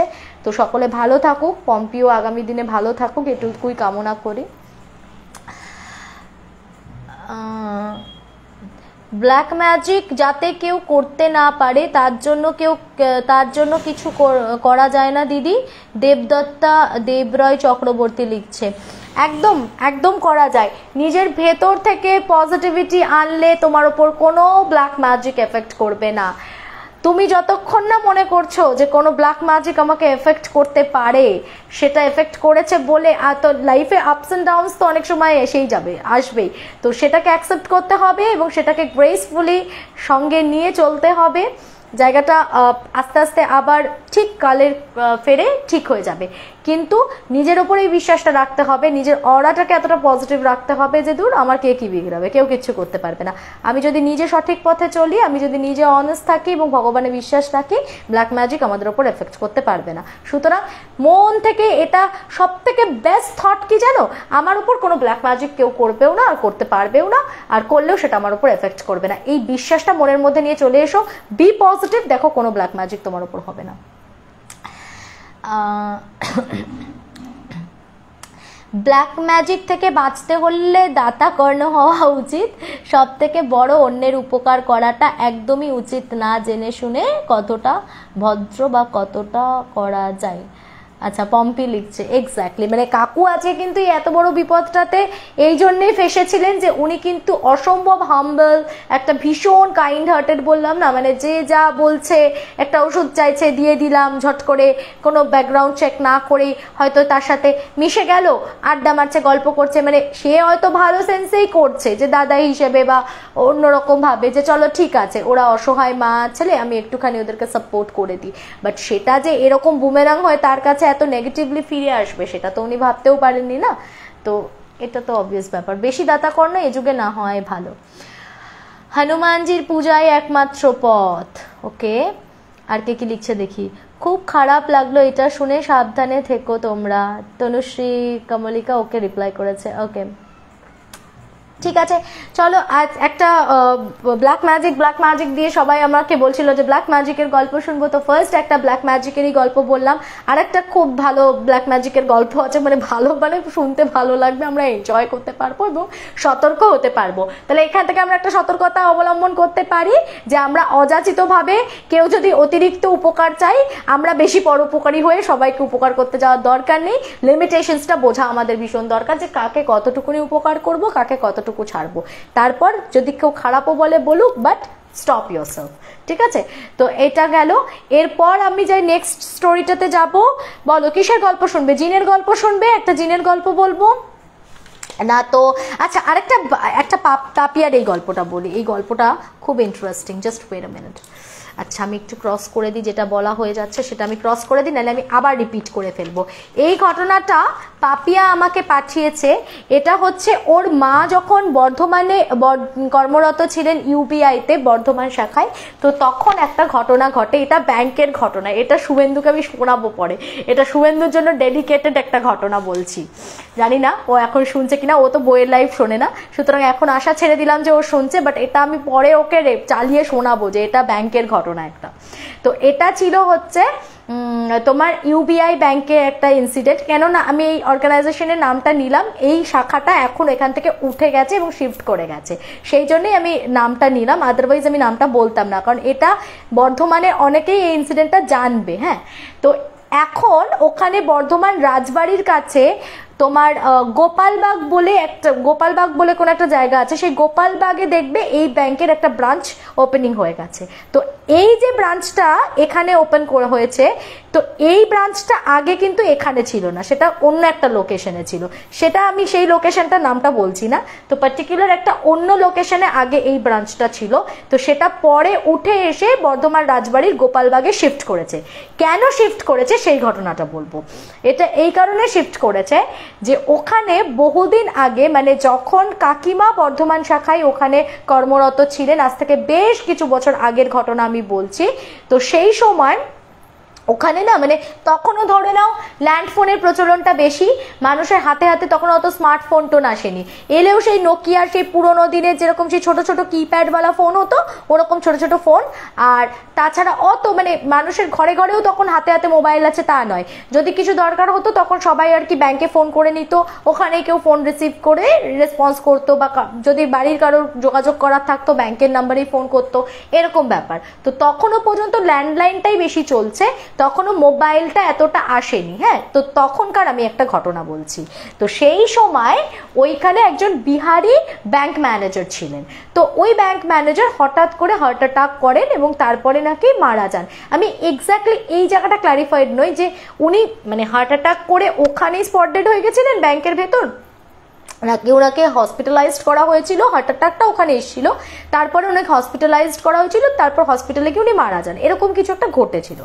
তো তারপরে এবার একদিন, মানে যেদিন উনি মারা গেছেন তার কিছুদিনের মধ্যে তোমরা অনেকেই হয়তো জানবে, বা যাদের ঘরে ব্যাংকার আছে তারা জানবে যে ব্যাংকে কিন্তু ইন্টারনাল ওয়ার্ক অনেকক্ষণ ধরে চলে, মানে যে আমরা বাইরে থেকে দেখি 4টের সময় বন্ধ হয়ে যাচ্ছে, কিন্তু তারা কিন্তু ভেতরে অনেকক্ষণ বসে কাজ করে, এমনকি এক একদিন তো রাত্রি 8:30 9টা পর্যন্ত বসে বসে কাজ থাকলে করে। তো ওর যে ডেপুটি ম্যানেজার ছিলেন, ওই ডেপুটি ম্যানেজার উনি কি করছিলেন, উনি বোধহয় সেদিনকে ভেতরে বসে কিছু কাজ করছিলেন। তো হঠাৎ করে উনি দেখছেন যে ওই মানে ভেতরে মানে ম্যানেজারের ভেতরের যে ল্যান্ডফোনটা অ্যাকচুয়ালি ছিল হচ্ছে ম্যানেজারের ভেতরে মানে রুমের ভেতরে আর কি ওখানে। তো ওই ফোনটা থেকে ওনার কাছে মনে হয় একটা ছোট মোবাইল ফোন ছিল ব্ল্যাক কালারের। তো ওই ফোনটা থেকে ওই ল্যান্ড নাম্বারটা থেকে ম্যানেজারের রুমের ভেতরের ল্যান্ড নাম্বারটা থেকে ওনার মোবাইলে একটা কল আসছে। উনি না দেখে একটু ঘাবড়ে গেছেন যে কি হলো। এবার উনি কাচের দরজা দিয়ে পুরো বন্ধ করা, ওটা তো পুরো ক্লোজ ডোর, ঠিক আছে। এমনি ওপরে উঠলে দেখতে পাবেন উনি ভেতরটা, কিন্তু বাইরে থেকে মানে উনি বাইরে বসে কাজ করছেন। তো উনি বাইরে এরকম দেখে বলছে যে কি হলো, স্যারের ওখান থেকে কল আসছে, কিন্তু কি করে কল আসবে, এখন তো ব্রাঞ্চে ভেতরে তো কেউ নেই। উনি ছিলেন আর একজন বোধহয় এমনি কোনো ক্লার্ক টার্ক কেউ ছিলেন। তো বলছে যে আরে ভেতর থেকে কেন কল আসছে রে, চল তো দেখি। তো যখন উনি এরকম উঠে দাঁড়িয়ে উনি ভেতরে ঢোকেন, উনি জাস্ট পাটা উঁচু করেছেন, দেখবে কাচের ওপরের দিকটা দিয়ে ভেতরটা তো দেখা যাচ্ছে পুরোটা। তো উনি দেখছেন আর নিচের পোর্শনগুলো ঘষা ঘষা, তাই ডাইরেক্ট দেখতে পাচ্ছেন না। তো একটু পাটা উঁচু করে উনি যখন দেখছে যে ম্যানেজারের যে বসার চেয়ারটা ওটা না গোল গোল গোল করে বো বো বো করে জোরে স্পিডে ঘুরছে। ওটা দেখে উনি মারাত্মক ভয় পেয়ে গেছেন। মানে উনি বলছে এটা কি হচ্ছে। ওই ক্লার্ক যে ছিল তাকে ডেকেছে সঙ্গে সঙ্গে যে তাড়াতাড়ি এদিকে এসো, তাড়াতাড়ি এদিকে এসো। উনিও দৌড়ে গেছেন, দুজনের হাত চেপে ধরে মানে চিৎকার করবে সেই গলা দিয়ে আওয়াজটাও বেরোচ্ছে না। মানে দুজনেই প্রচন্ড ভয় পেয়ে বলছে তাড়াতাড়ি চলো আমরা এখান থেকে বেরোই, তাড়াতাড়ি ব্রাঞ্চ অফ করো, ব্রাঞ্চ অফ করো। মানে ওই দেখছে ম্যানেজারের রুমের ভেতরে উনার বসার যে চেয়ারটা সেটা স্পিডে গোল গোল গোল করে ঘুরছে। আচ্ছা, এই ঘটনাটা ঘটলো। এইবার তো যাই হোক সেদিনকে দুজনে তো বেরিয়ে বাড়ি আছে। এবার বাড়িতে যাওয়ার পর ওই যে ভদ্রলোক মানে ডেপুটি ম্যানেজার যে ভদ্রলোক ছিলেন ওনার স্ত্রী বলছে কি হলো তুমি এত দেরি করলে। বললো দেরি করলো মানে তুমি জানো আজকে কি হয়েছে, ব্রাঞ্চে একটা সাংঘাতিক ঘটনা ঘটেছে আর আমি তো এইমাত্রই ব্রাঞ্চ থেকে বেরোলাম, খুব তো দেরি হয়নি। তো বলছে দেরি হয়নি, কিন্তু আমি তো তোমার ব্রাঞ্চে ফোন করেছিলাম, কেউ একজন ফোন ধরলো, দেরি হচ্ছে দেখে আমি ফোন করলাম, কেউ ধরে তো বললো যে তুমি নাকি অনেকক্ষণ আগে বেরিয়ে গেছো। তো বলছে তুমি কোন নাম্বারে ফোন করেছিলে। তো উনি বলছেন কেন তোমাদের যে ল্যান্ড নাম্বারটা আছে, তো মেনলি ওখানে না ল্যান্ড নাম্বার যেটা ছিল ওটা কিন্তু ম্যানেজারের ওই ভেতরে রুমের ভেতরেই ওই ল্যান্ড নাম্বারটাই সবার কাছে সার্কুলেট করা ছিল। তো ওখানে রিং হলে ইদার রিং হয়ে যায়, কেউ ফোন ধরে না, আর যদি রিং মানে কেউ ধরছে তার মানে ওটা মানে ব্রাঞ্চ ম্যানেজারই ধরবে ফোনটা আর কি। তখন ওই রকমই সিস্টেম ছিল ওই ব্রাঞ্চটাতে। তো ওই বলছে যে ওই ল্যান্ড নাম্বারটাতেই ফোন করেছিলাম। তো বলছে এখান থেকে ফোন রিসিভ হয়েছে। বলছে হ্যাঁ আমাকে ফোন রিসিভ করেছে। ফোন রিসিভ করে তো বললো কে একজন যে আমি জিজ্ঞেস করলাম যে একটু তোমার সাথে যোগাযোগ করা যাবে, তো বললো যে উনি তো অনেকক্ষণ আগে বেরিয়ে গেছেন, ডাকা যাবে না। তো ঠিক আছে আমি তখন রেখে দিয়েছি, তারপর আমি কখন থেকে ওয়েট করে যাচ্ছি। তো সেটা শুনে ও আরো ভয় পেয়ে গেছে যে এতক্ষণ ধরে কাজ করছিল কিন্তু মানে কেউ তো নেই, ওনার রুমে তো কেউ ছিলই না। বলছে তুমি অ্যাপ্রক্সিমেটলি কটার সময় ফোন করেছো। তো বলছে আমি এরকম 6টা সাড়ে 6টার দিকে ফোন করেছি, তখন 8টা সাড়ে 8টা বাজে, তো তুমি এতক্ষণ আসছো না। উনি তখন আমাকে বলেছেন যে উনি বেরিয়ে গেছেন, আমি তো ভীষণ চিন্তা করছিলাম ইত্যাদি। তো এই দুটো কথা শোনার পর ডেপুটি ম্যানেজারের তো অবস্থা খারাপ যে তাহলে 6টার সময় ওনাকে কে ফোনটা, কারণ তখন সিকিউরিটি একদম বাইরে ছিল আর যিনি ক্লার্ক ছিলেন আর উনি ভেতরে ছিলেন, তো ওদের দুজনের মধ্যে তো কেউ অবভিয়াসলি ফোন রিসিভ করেনি। ক্লার্ক যদি ফোন রিসিভ করতো তাহলে উনাকে এসে বলতো যে এরকম আপনার তো ফোন এসেছিল বাড়ি থেকে, তো সেও কিছু বলেনি, দ্যাট মিনস সে তো ফোন রিসিভ করেনি। তাহলে ফোনটা রিসিভ কে করলো আর কে বা বললো যে এরকম আমার মানে মানে উনি বেরিয়ে গেছেন। আর তারপরে উনি আবার এক্সপ্লেন করে বললেন যে জানো আমি কি দেখেছি, আজকে একটা মারাত্মক ঘটনা ঘটেছে। আমি এরকম হঠাৎ করে দেখছি ওই ল্যান্ড নাম্বারটা থেকে আমার ফোনে ফোন এসছে এবং সেই ফোনটা মানে আমি মানে যেই পাটা উঁচু করে ওনার রুমের ভেতর ঝাঁকছি তো দেখছি কি ওনার যে চেয়ারটা ওটা গোল গোল গোল গোল ঘুরছে। তো ও তো প্রচণ্ড ভয় টয় পেয়ে একাকার অবস্থা। তো পরের দিন তো মানে সে রীতিমতো অফিসে গিয়ে তার গলদঘর্ম অবস্থা যে কি হবে।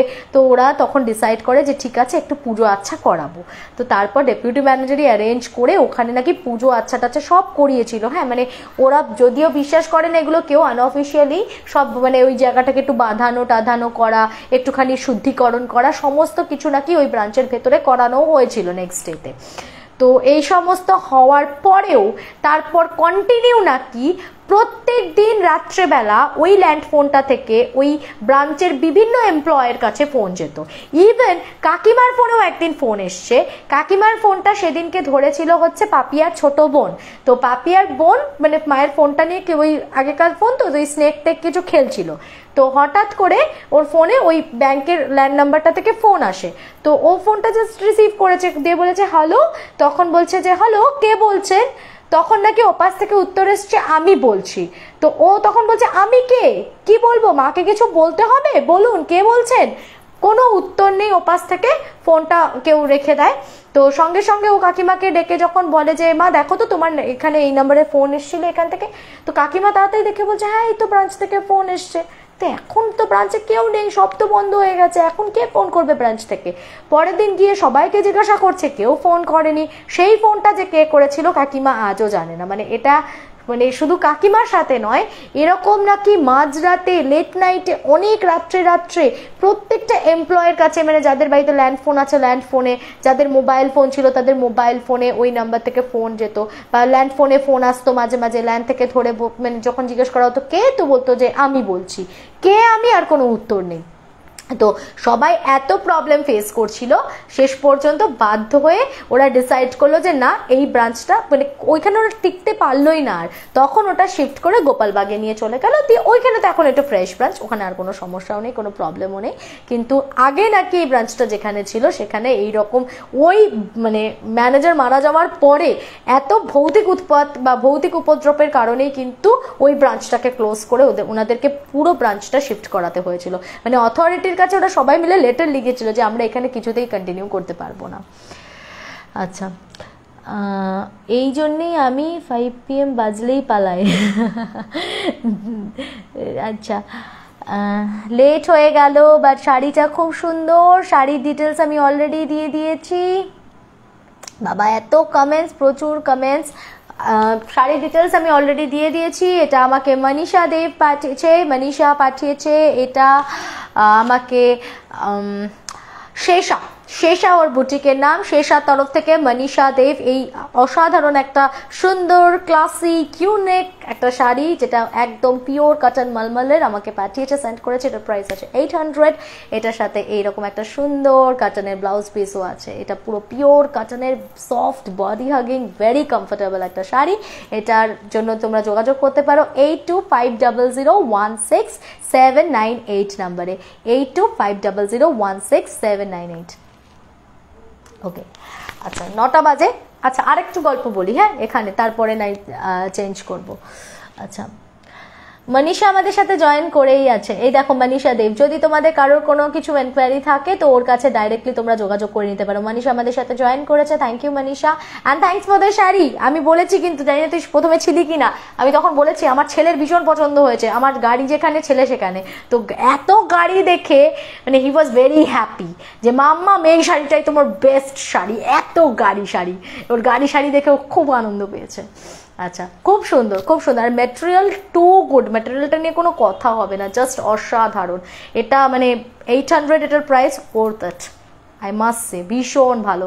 ওর কাছে এরকম কিন্তু মলমলের হিউজ কালেকশন রয়েছে, ডিফারেন্ট একদম এক্সক্লুসিভ পিসেস রয়েছে, তোমরা যারা ইন্টারেস্টেড তারা দেখে নিতে পারো। সুস্মিতা চক্রবর্তী, সুস্মিতাদি লিখছে ছোট্ট বনু তুই, থ্যাংক ইউ, কেমন আছো বলো? হ্যাঁ, তোমাকে দারুণ কিউট লাগছে, thank you so much, thank you. তোরা এত প্ল্যান করে পাঠা, সেটাই আমার জন্য অনেক বড় পাওনা। মানে ওরা যখন পাঠায় শাড়িগুলো আমাকে আগে বলে যে শ্রেয়াদি তোমাকে পরে কিরকম লাগতে পারে, একটা ইমাজিনেশনে তৈরি করেছি, দিয়ে ভাবলাম যে এটা পরলে তোমাকে এরকম লাগবে বা ভালো লাগবে, তারপরে পাঠাই। তো জানি না আমি কতটা জাস্টিফাই করতে পারি তোদের ইমাজিনেশন বা ইমাজিনারি লুকটাকে, বাট আমার নিজের ব্যক্তিগতভাবে খুব ভালো লেগেছে, থ্যাংক ইউ। ই বাবা বলছে কাল ম্যানেজারের রুমে ঢুকলে এবার মনে পড়বে। এইটা তুমি শোনাবো, এটা আমি আগে শুভেন্দুকে শোনাবো এই স্টোরিটা, দাঁড়াও। আচ্ছা হ্যাঁ, তুমি বলছেন আমি তোমায় ফোন করব। হ্যাঁ দিদি, আমি তোমায় পরে ফোন করব সময় করে, বেশ। আচ্ছা, এরপর নেক্সট স্টোরিতে যাই। আরেকটা গল্প বলি, এটা না রাখিদির গল্পটা বলি, দাঁড়াও। এই গল্পটা অনেকদিন ধরেই পেন্ডিং হয়ে যাচ্ছে, এত গল্প পেন্ডিংয়ে থেকে গেলে আমি বলে শেষ করে উঠতে পারবো না, আমাকে তো শেষ করতে হবে আস্তে আস্তে। তাই জন্য এবারে একটু গল্পের স্টকটা মানে একটু বেশি স্টক আউট করি একদিনে। আচ্ছা, এরপরে যে ইনসিডেন্টটা বলবো সেটা আমাকে পাঠিয়েছে রাখি দাস। এটা মানে রাখিদির কাছে মানে খুব একটা সেন্সিটিভ গল্প, কেননা এটা ওনার নিজের যমজ বোনের গল্প। হ্যাঁ, রাখিদির যমজ বোন হচ্ছে মীনাক্ষী। তো মীনাক্ষী আর রাখিদি দুজনে একই সাথে যেহেতু জন্ম, তো একই সাথে বেড়ে ওঠা, একদম মানে দুজনে ভেরি ক্লোজ টু ইচ আদার।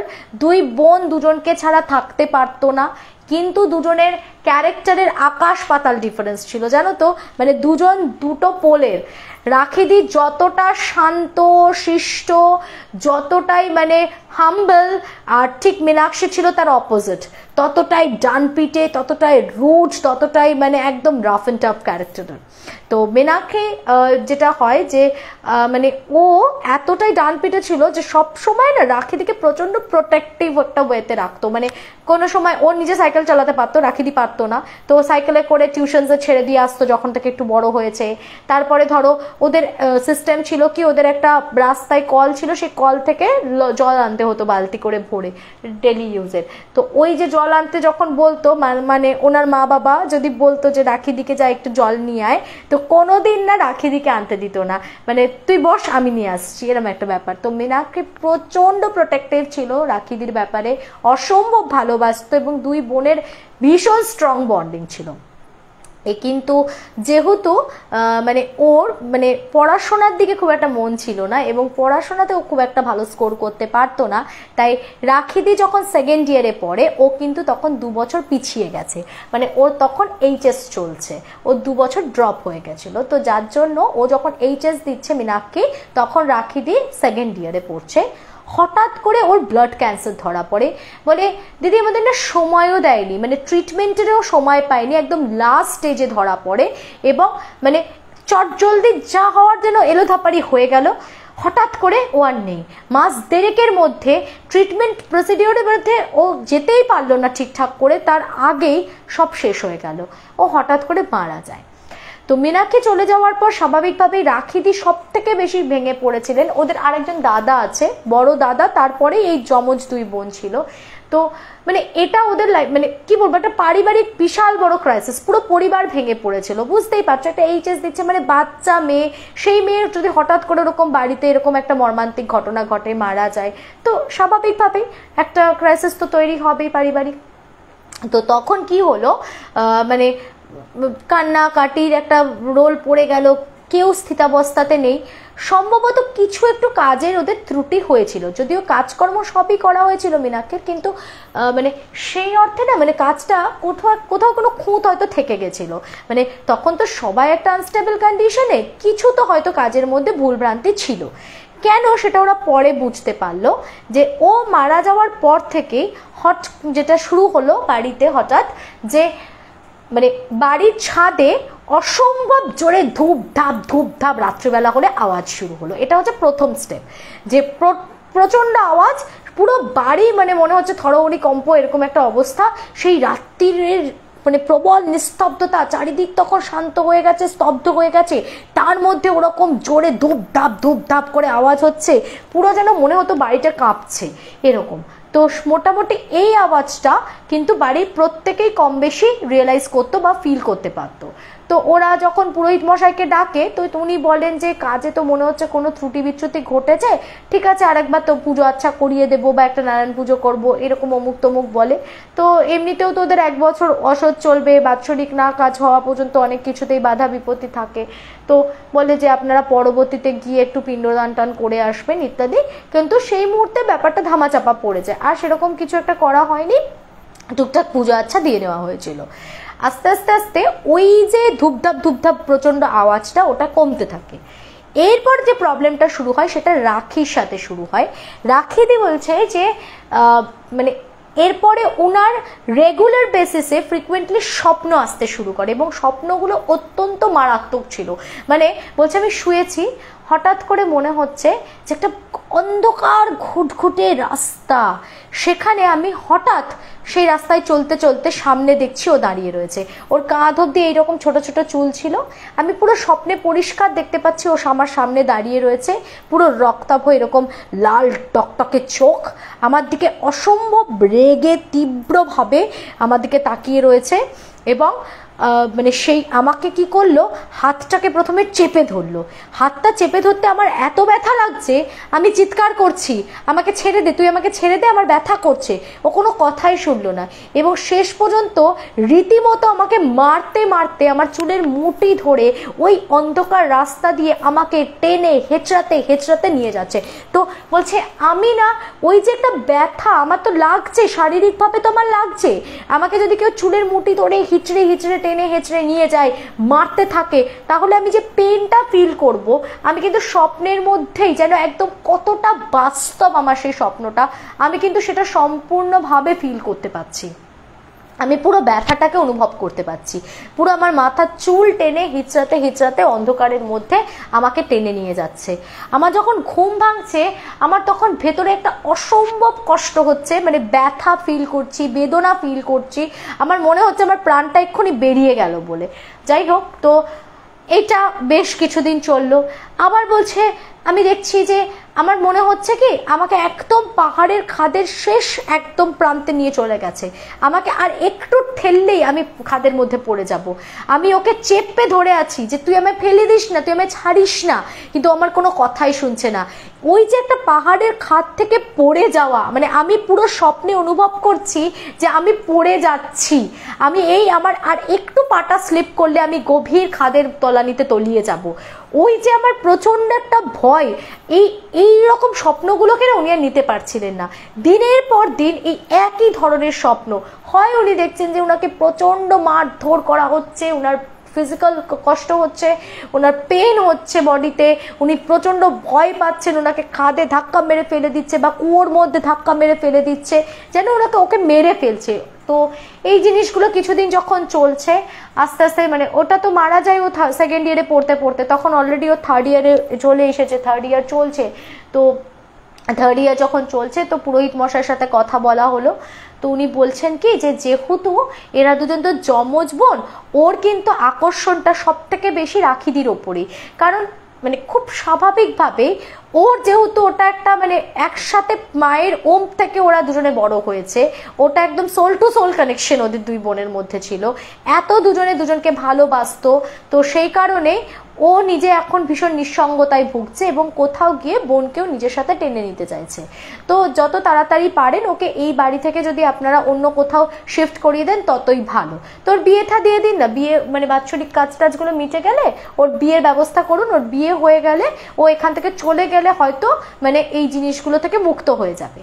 তো সেই মতন এমনিতেও ওর বাবা বেশি দেরি করার প্ল্যানও ওনাদের ছিল না, শারীরিক অসুস্থতার কারণে ওরা থার্ড ইয়ারের পরেই ওর বিয়ের ব্যবস্থা করে এবং ওর বিয়ে হয়ে যায়। ততদিন পর্যন্ত কিন্তু এই ড্রিমসগুলো ভীষণভাবে ওকে ইরিটেট করছিল এবং কন্টিনিউ এই ড্রিমগুলো আসতে থাকতো।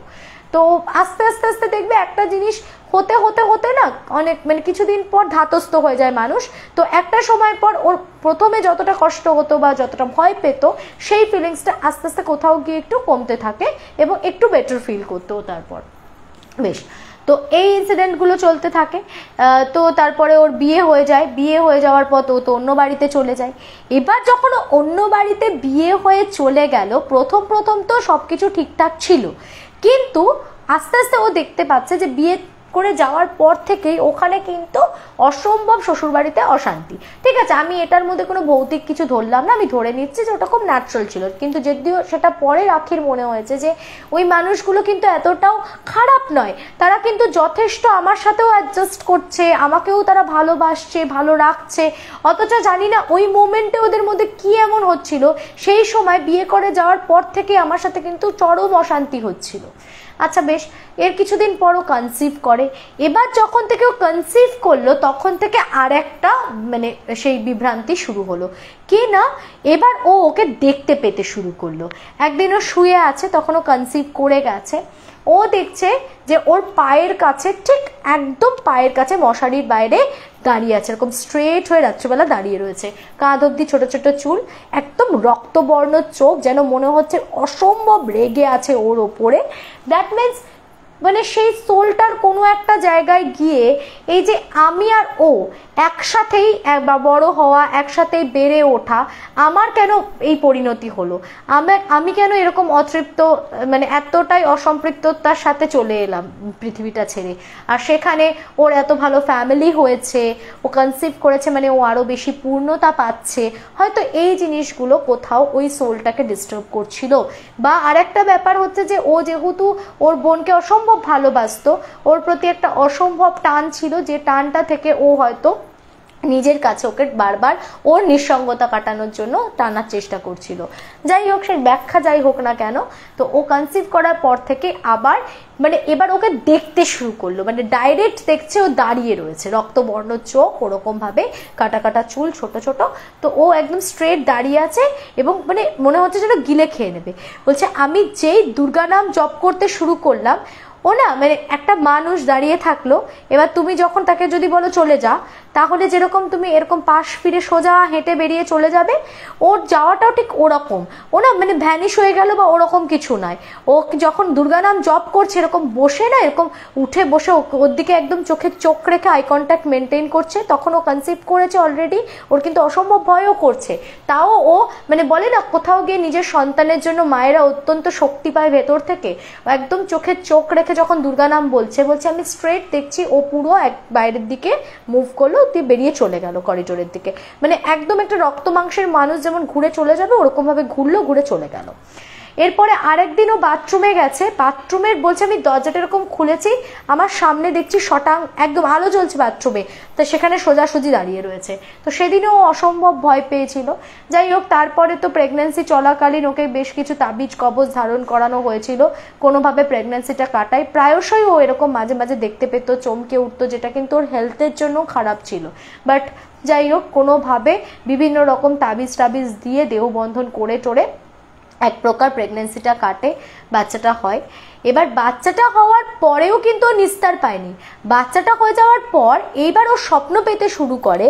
এবার দেখে ও যে স্বপ্নে দেখতো না এতদিন পর্যন্ত, যে ওকে মারছে, ধরছে, ওকে অ্যাটাক করছে, সেই জিনিসটা পুরো বাচ্চাটার ওপরে চলে আসে।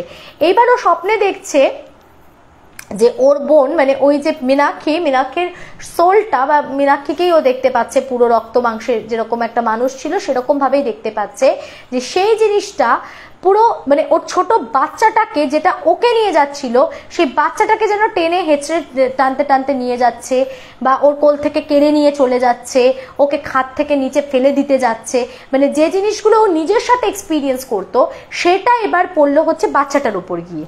তো এই জিনিসটা ওর মেনে নিতে পারেনি, কারণ মা তো আফটার অল ওর সাথে যতদিন যা হচ্ছিল তাও একরকম, কিন্তু যখন ও বুঝতে পারছে যে আমার বাচ্চার কোনো বিপদ আসন্ন এবং একদম ক্লিয়ার হিন্টস পাচ্ছে ও যে বাচ্চার কোনো বড় ক্ষতি হয়ে যেতে পারে, ও আর চুপ করে বসে থাকতে পারছে না। ও তখন স্ট্রেট গেল বাপের বাড়িতে, গিয়ে ডিটেলস এটা নিয়ে কথা বললো যে এটার একটা কিছু নিষ্পত্তি করতে হবে, কারণ এইভাবে আমি পারছি না আর থাকতে।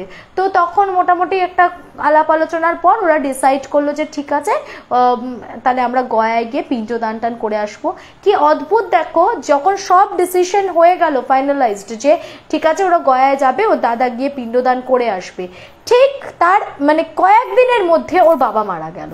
ব্যাস, বাবা মারা গেল তো আবার বাধা পড়ে গেল, আবার এখন পিণ্ডদান করতে পারবে না, কিছুদিনের জন্য জিনিসটা পোস্টপন্ডেড হলো। এইবার তো ওর ভীষণ ভয় পাচ্ছে যে কি হতে চলেছে। যাই হোক, বাচ্চাটাকেও ওই জাল কাঠি কোমরের মধ্যে তাবিজ টাবিজ দেয়, নিজেরও দেহ বন্ধন করে, কিন্তু ওকে ও কন্টিনিউ দেখতে পেত। মানে যখন থেকে মানে ওরা দেহবন্ধন করলেও বা কি হবে, হয়তো জিনিসটা ওকে টাচ করতে পারছে না বা ওর কোনো ডাইরেক্ট ক্ষতি করতে পারছে না, কিন্তু ও কিন্তু কন্টিনিউ ওকে দেখতে পেত। তখন আর স্বপ্নেও না, ও মাঝে মাঝে পুরো একদম ওকে যেন মনে হতো সামনে রক্ত মাংসে গড়া ওই মানুষটা দাঁড়িয়ে রয়েছে, একদম খালি চোখ দুটো অসম্ভব লাল, এবং ওকে বড় বড় করে দেখতো যেন কত রাগে ক্ষোভে ফেটে পড়ছে এরকম। এবং ওই বাচ্চাটাকে নিয়ে স্বপ্নও কন্টিনিউ করতো। তো তারপরে ওরা বোধহয় বাৎসরিক কাজটা ওই যে কয়েক মাসের মাথায় করিয়ে নেওয়া যায়, করিয়ে নিয়ে ওর দাদা বলল যে না, কোনোভাবেই ফেলে রাখা যাবে না, এবং ওর কাজেরও কিছু ত্রুটি বিচ্যুতি ছিল, তো সেটাই আরেকবার করে কাজ করে 11 জন ব্রাহ্মণ ভোজন টোজন করানো হয়। তারপর ওর দাদা গিয়ে গয়ায় পিণ্ডদান করে আসে। পিণ্ডদান করার পরদিন থেকে আর কিন্তু ও কোনো স্বপ্নও দেখতে পায়নি, আর ওকে ওরকম ওই যে মাঝে মাঝে দেখতো যে সশরীরে রীতিমতো দাঁড়িয়ে আছে সেটাও দেখতে পায়নি। কিন্তু এই পিণ্ডদান করে চলে আসার বেশ কিছু মাস পর ও একবার দীঘায় যায়, সেখানে খুব বাজেভাবে পড়ে গিয়ে ও ভীষণভাবে এনজয়ার্ড হয়েছিল, যেটা রিকভার করতে ওর বেশ কয়েক মাস সময় লেগে গেছিল।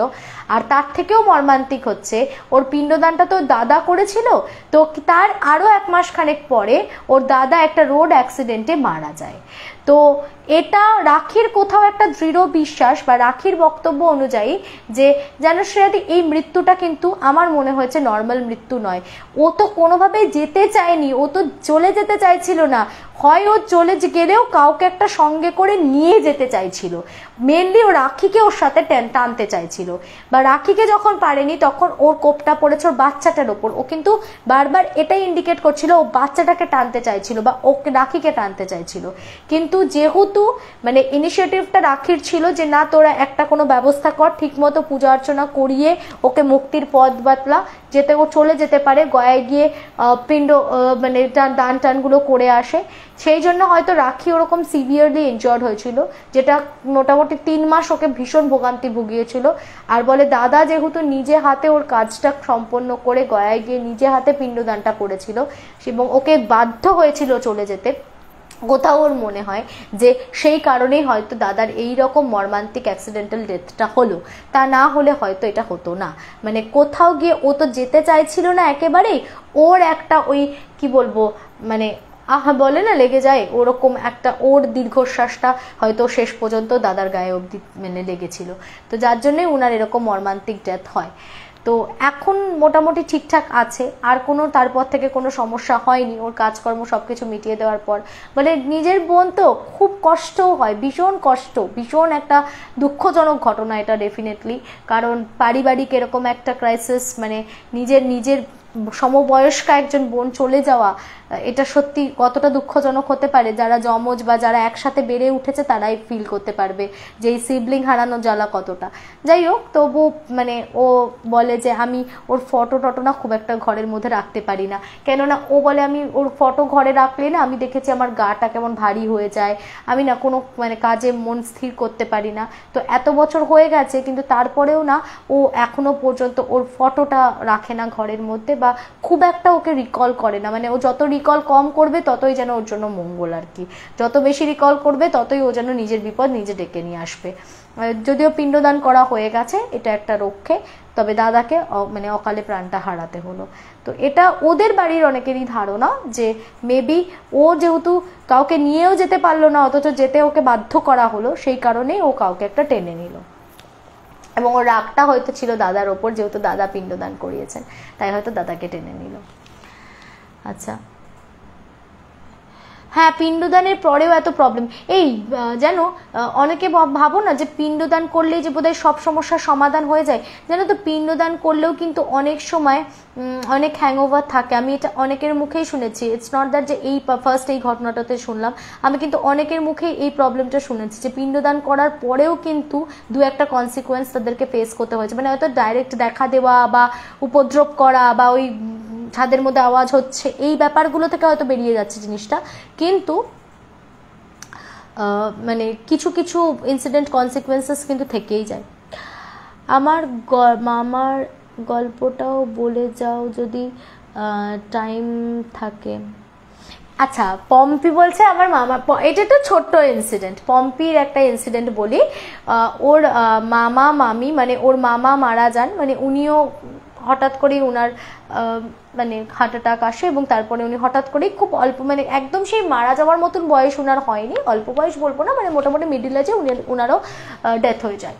তো এটা একটা ছোট্ট ইনসিডেন্ট পম্পি আমাকে শেয়ার করেছিল যে একদিন ওর মানে খাটে, মানে ওর বাপের বাড়ির খাটে বাচ্চাটাকে, মানে পম্পির একটা মেয়ে আছে, তো ও কি করেছে, মেয়েটা তখন খুবই ছোট, হ্যাঁ, তো বাচ্চাটাকে খাটের মধ্যে শুইয়ে আর চারিদিকে বালিশ টালিশ দেয় না, মানে মারা যেরকম ভাবে ঘুম পাড়ায় একদম ছোট বাচ্চাদেরকে, ইনফ্যান্টসদেরকে, তো ওরকম ভাবে চারিদিকে বালিশ টালিশ দিয়ে ওকে শুইয়ে দিয়ে গেছে।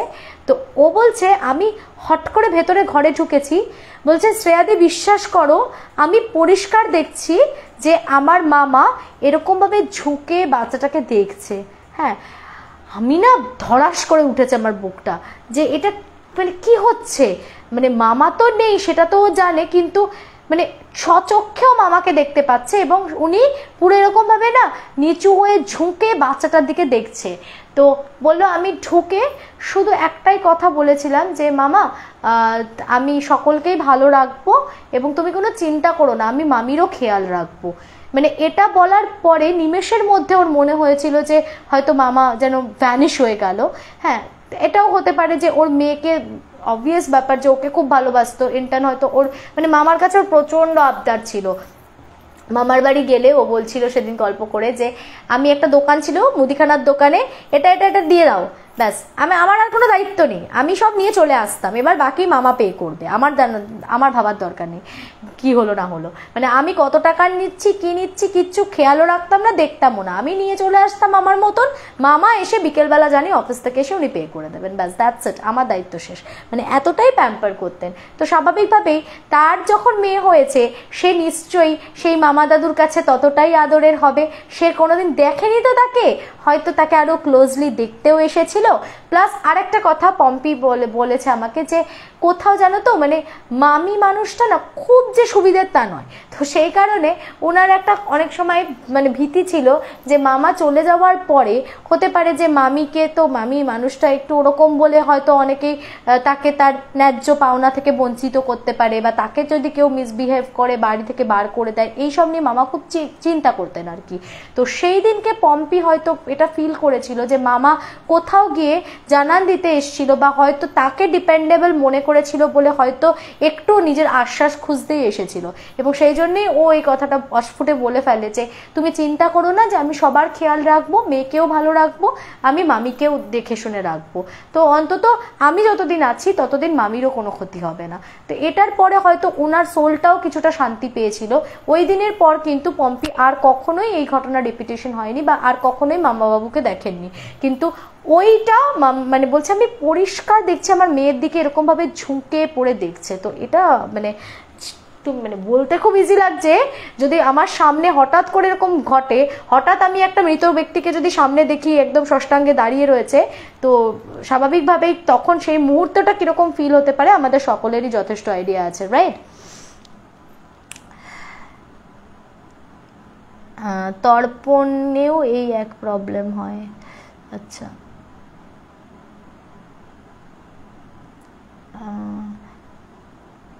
আমার মামার গল্পটা বলে দাও, বলে দিলাম।